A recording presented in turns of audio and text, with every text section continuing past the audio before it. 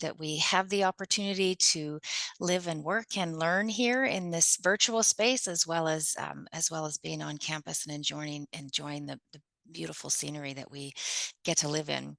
Um, Before we actually get started into the presentation, I'd love to have an idea of where people are coming from in terms of their program today. So Alejandra's going to share the poll in the background. Please let us know which program you are attending from today.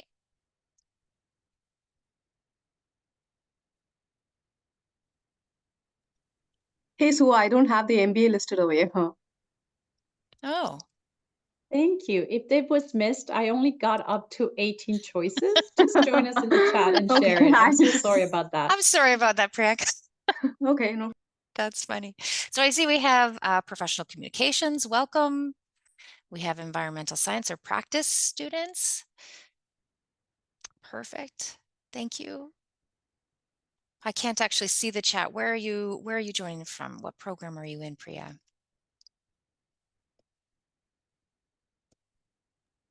Priyanka Church is joining from the MBA, 18 months. Welcome. Great. Excellent. Thanks so much. So I'm hoping that you're going to be able to get some tips and tricks out of this session, just so that you can show up in your best way when you attend any of the events that we have upcoming at Royal Roads, but also any of those events that you might be going to in the community, just to learn a little bit more about your program area, opportunities that exist in industry for you, and even how you might approach and how you might do some research to sort of give a little bit better presentation when you show up there. So thanks so much. We have quite a few students showing up here from the Bachelor of Science or BA in Environmental Practice. So welcome. Thanks so much for coming. And there's our results. Thanks. And I'm going to stop sharing that. Excellent. All right. So here's our agenda. We're going to look at sort of 4 steps of preparation. It's going to be quick, and you're going to have an opportunity to also ask questions at the end. If you do have questions, do put them in the chat, and my colleague will bring them forward, or you can certainly raise your hand and I can stop and provide some information. The first thing we're going to do is talk a little bit about preparation and how you actually prepare for showing up at events. So obviously the first piece is really important to understand what kind of an event are you going to. You'll want to know if it's virtual, right? You'll want to know if it's in person, where it is, what it feels like to go in these spaces might be a little bit different, and how you prepare for these spaces might be a little bit different. What can you research beforehand? Research is incredibly important because you want to have an idea sometimes of who might be in attendance, the topic that you're covering. Is it a networking event, or is it an opportunity to attend a webinar on a specific topic or an information session? As much information as you can gather before you go to the event allows you a sense of agency in how you prepare for the event. So it's really important to sort of understand that you might show up differently in a virtual space. You might be looking for different information in a virtual space than you would if you were going into an in-person kind of an event. And again, when you're planning your approach, you'll be thinking about a variety of different goals that you have in mind for this. So if you're going into an in-person kind of event, your goal may be to connect with several of the different booths or people that might be at this event, and then come away with some information that you can follow up with. If you're in a virtual event, you'll want to identify, is there a topic here that I'm connected to, and what do I need to learn about that topic? What kinds of questions will I have in advance, and what's coming up for me during that time? Am I paying attention to the people who are actually there in the virtual event? Do I have an opportunity to go into a breakout room? How might I prepare for that? Can I do some research in advance on who's coming to this event in terms of the organizations or the people who might be here?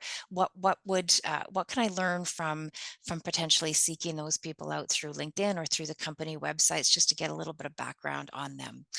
The other thing is to understand what do I need to know about myself and my skills and my abilities, and how I'm presenting myself at this kind of an event? Because remember, inevitably, what you're trying to do is create conversation with people. And so by creating conversation, it's a two-way street, right? They will also want to ask about you and what brings you to this kind of an event. So you'll want to make sure that you have some information to share. And so your purpose should be short and clear, and it's okay to kind of think about, here's where my strengths are, but I'm not necessarily sure exactly what I'm here to know sometimes, or what I can learn from you, but I'm really interested in learning more about maybe the organization that you work from, or I've done a little bit of research behind the scenes, and I understand that you've worked here and here, or a little bit about your background, and I'd love to dive into that deeper. Is there an opportunity in the future for us to connect? So things like this will help you plan your approach in advance, so that when you get there, you feel a little bit more prepared. Attendance tips. So when you are attending, of course, the important piece is understanding, again, whether it's virtual, whether it's in person, planning your approach. Do you have a few sort of starters, conversation starters that you can bring to the event? And I know for a lot of people, especially if it's a networking kind of event that's in person, it can be quite intimidating. And so it is really important to think about, how am I going to show up? Where am I going to, how am I going to meet people? Do I have a purpose in connecting with the variety of the people that are going to be here, or the organizations that might be here? Most networking events give you some perspective of who might be in attendance. And so it's worth sort of trying to do a little bit of understanding first around the purpose of that kind of an event. But sometimes it is just a professional association with a group of people who are meeting, and it's an opportunity for you to sort of walk around the room and learn from other people and talk to other people. And so that's where you do need to have a bit of understanding around how you might, what kind of topics you might bring up, or how you might introduce yourself.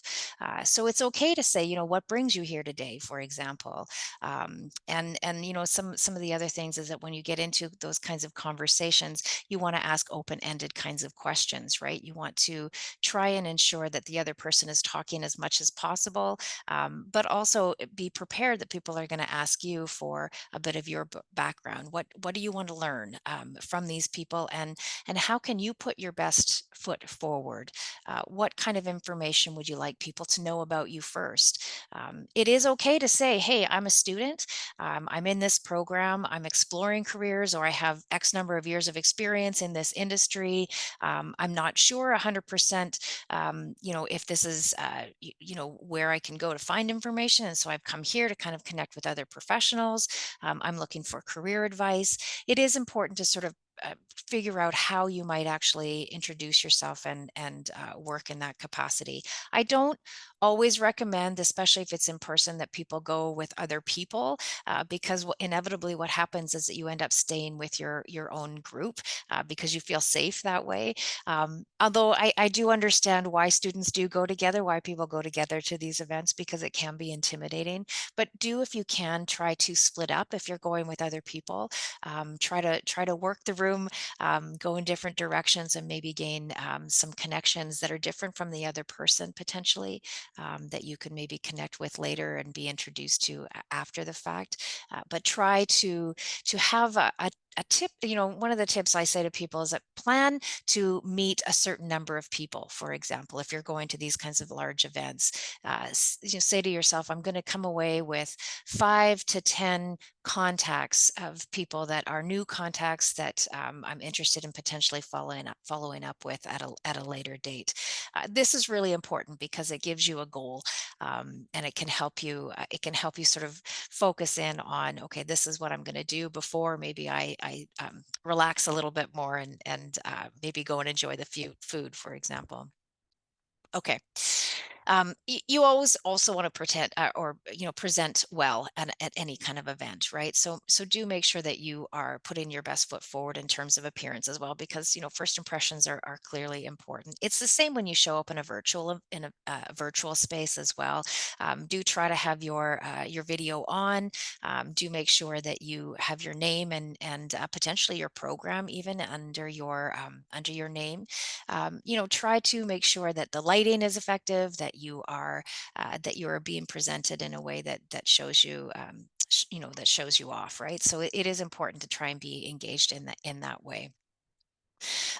Whether you are, when you are at the event itself, again, remember, it does depend on how you're showing up. I've certainly been to some great career fairs, career events that are online that are allowing a lot of opportunity for you to move around virtual spaces, even sometimes having an avatar. These are very interesting kinds of events that have happened as a result of going entirely online. And so they're a lot of fun to do. But again, you do want to make sure that you have a goal in mind when you go to these kinds of events. You can't always, you can't always monopolize a conversation or have a conversation in the same way at a virtual event that you can in an in-person event. And so recognize that the people that are here delivering information are people that you can reach back to. So if you do show up in a room and you're having conversations, but there's other people around you, it might just be an opportunity to briefly introduce yourself, to ask a few questions, and then to say, hey, I'm interested in following up with you. I don't want to monopolize your time or take all your time. There's other people here. I wonder if it's okay if I am able to link with you in the future through LinkedIn, or if I can write down your name and have your contact information and follow up at a later time. So that kind of engagement is perfectly acceptable, recognizing that, and to be honest, even in an in-person event, there's a lot of people around, right? So it's not always the space for you to have an in-depth kind of career conversation with someone. Important to remember that. And so you don't want to monopolize your time, but you do want to make sure that you have the opportunity to reach back, to connect with that person after the fact, either through LinkedIn or through maybe a direct email where you can follow up and ask for an informational interview. Consider, how is that ask? What does that ask look like? And also recognize that in some events that you're going to, and when you think about this from, attending information events, information sessions, or events that are on specific kinds of topics, you won't necessarily have the opportunity to network with people. But when you're in these kinds of situations, information is really important, right? How can the information that's being provided inform your next step in career? Does it tweak your interest in any way? Do you want to do a little bit more exploration of where that person is coming from or their background? You can often get when you're going to information sessions. Or employer panels. You can usually get information around who's going to attend, right? And so then doing research behind the scenes about who is going to be there, understanding a little bit about their background or the company that they work with, the organization that they work with, is really important. Try to be as informed as possible. And then what you can do after attending the event, sometimes you have the opportunity for breakout rooms to connect. Other times you don't, and it's simply information. Write down information that's interesting to you, questions that you have, and then after the event, you can follow up with people and say, hey, thanks so much for this opportunity to listen. What you said about this was really really interesting. I'd love to follow up and have some conversation with you around that. So something like that can be a great segue to either linking through LinkedIn or through reaching out and having more connection. You don't always know what information is going to be provided that will be useful to you, but information provides you with an opportunity to at least explore a future career path or future connection to the organization that person potentially works for, or at least a segue to a conversation that could end up being a really great career or mentorship kind of conversation. So do think about, how do I keep this information, and be able to reach back to it. All right. I have a few examples of conversation starters that I think are really helpful in just sort of how you might broach a topic, either through LinkedIn sometimes when you are outreaching, or when you are at virtual kinds of events, or when you're at in-person sorts of events. So it is important, again, to start with thinking about how you might start that conversation that allows people to kind of dig in and go, oh yeah, that's interesting, or let me find out a little bit more about what you're doing. These conversations inevitably lead to, again, that shared information, like, so what brings you here, and what are you doing in terms of in terms of being a student at this event? What are you seeking? What information are you hoping to learn? Because people do want to be helpful. Asking for advice is a great way to start. Tapping into something that somebody said at an info session is a great way to start by linking out to somebody, or trying to link with someone. Learning, again, as much as you can around the topics that they might be interested, because of the organizations that they're aligned with, can be very, very helpful, because it can be a great conversation starter. But don't forget that you bring a lot of value to this conversation as well. So do think about, what are the pieces that you are contributing to that conversation? It is important to understand, what are your strengths. Maybe what brought you into the study program in the first place. If you have a background in a specific area, and it's an area that you want to explore here in Canada, or in the different place that you're going to, or how it might fit within the context of this organization, then think about that beforehand, because it is important to sort of say, well, this is a little bit about me. This is what I bring to the table, and I'm not sure 100% how you might be able to help me sometimes, but I'm looking for, just some advice, or I was interested in something that you said, and thought it'd be great to have a conversation with you. So do think about how you can start genuine interactions with people, because it is important to remember that networking is that two-way street. um, having that opportunity to connect with somebody, and then share information about yourself, and allowing that sort of organic conversation to start is really important as well, because people want to get to know you as a person. And so think about how you can sort of connect in that way. The next slide is really around following up, and I think it is important to understand that follow-up is extremely important. Do it within a timely manner. If you've met somebody at an event and you've been able to collect business cards or contact information in some way, then do try to do that within the couple of days after that event, to follow back, and do write an email if you can, if you've got contact information that way. If not, or you also would like to connect via LinkedIn, then do say something about how you met that person through LinkedIn. You might even want to consider following somebody if you feel like the information that they've provided, or that you've been at an event where they are a lead, or in their industry, and they are saying something that is maybe thought leaders in their industry. It's important to follow people, to sort of hear what they're commenting on, or if they're engaged through LinkedIn. It can help you understand more about the industry, and if if it's a fit for you, right? It can also allow you an opportunity to reshare information that people are sharing on LinkedIn, or even share information that is new for you. Maybe you've heard something new, or been following new newsletters, um, or maybe you've heard something from your programs that's sort of cutting edge new information that you may want to share with people as well, based on the same topics that you're interested in.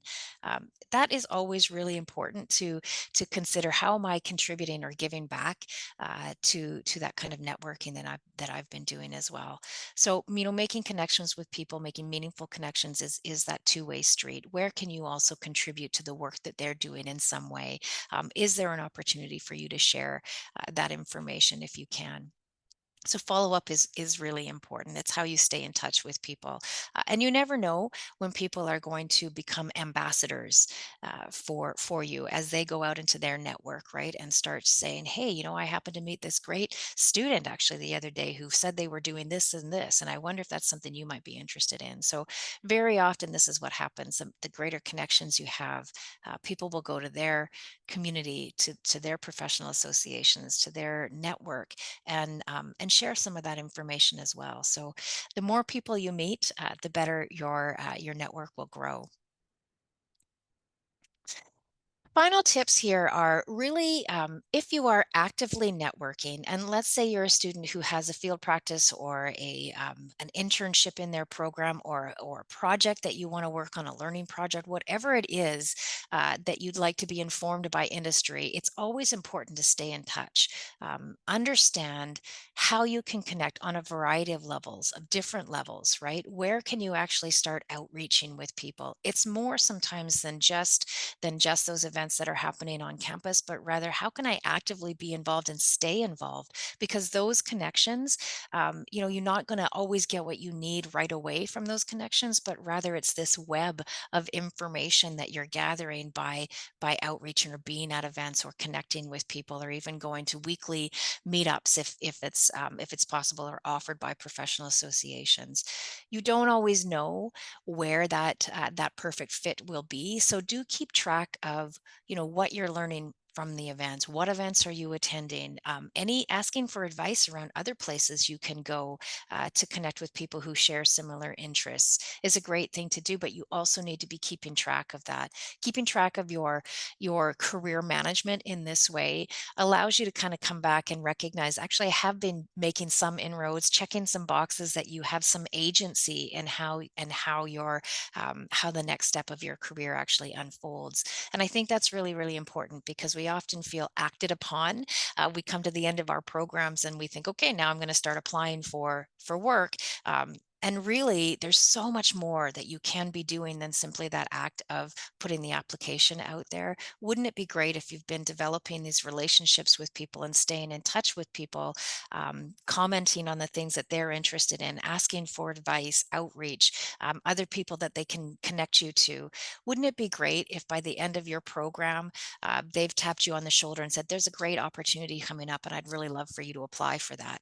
And inevitably, the more people that you outreach to, the more that these kinds of things happen. So if, and it's interesting, and I think I just want to share one final tip really, is that it's interesting that even when we go into economic times that seem rather difficult, people who are really good at this kind of showing up at events and creating connections with people, and really developing this network, often still feel like they have so much agency over what their next steps are. So it's really that open mindset, that opportunity to figure out, how do I take active steps in this? And as many events that feel like they are a good fit for you, you should try to attend as much as possible. And one of the things I love about coming out of COVID and being in a virtual world is that there's actually a lot of events that are virtual, that you can really do, that doesn't require a huge amount of effort on your part. Other than really showing up, but they can still really generate these great contacts. So do think about where you can do some outreach to start to learn a little bit more about your industry. I have a bunch of just different opportunities to be able to do that. Now, a number of these are Royal Roads opportunities that are up and coming, and I know that if you are a Royal Roads student, then you know that already that our February 29th event, which is Employer Connect event from Jobs to Careers, it is happening in person and also online. There's opportunities online. So if you are a blended student who's joining us today, there are also opportunities to connect with employers and listen to people online during that whole day of connection. education. So it will be offered on campus at the quarter deck all day, but also there's lots of opportunities to explore what employers have to say online as well. A variety of other things that are happening this is, not by any stretch the sheer number of opportunities that exist externally. They exist everywhere. I do really encourage you to try and understand where are those organizations that are doing good work in the industry that I'm interested in. How can I connect to those people in some way? Maybe if it is just an info session to learn more about that professional association to figure out if it is the place for you. It's a great way to sort of start practicing that outreach and understanding where else you can connect. So here's a list of them. We'll certainly post this information for people, but do stay in touch because, and I'll show you how you can do that as well, through career learning and development. There's all of these events, by the way, will be posted on Career Roads. So I'm hoping that you're all familiar with what Career Roads is, which is our student job board that also advertises internal and external events and a variety of different resources that are there for students. Once you have a profile on Career Roads, you can download the Simplicity Jobs and Careers app, and then you can set up notifications for yourself.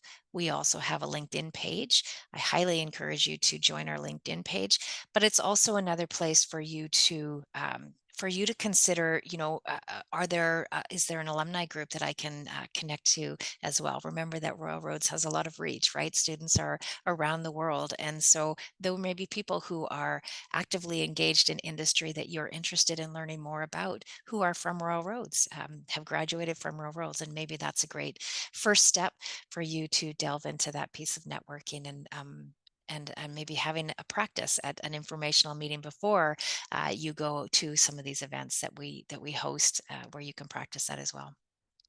And of course, you can always access your career advisors. Myself, Heather, and Alejandra are career advisors here at Royal Roads. You can access one-to-one coaching sessions through LibCal. Okay.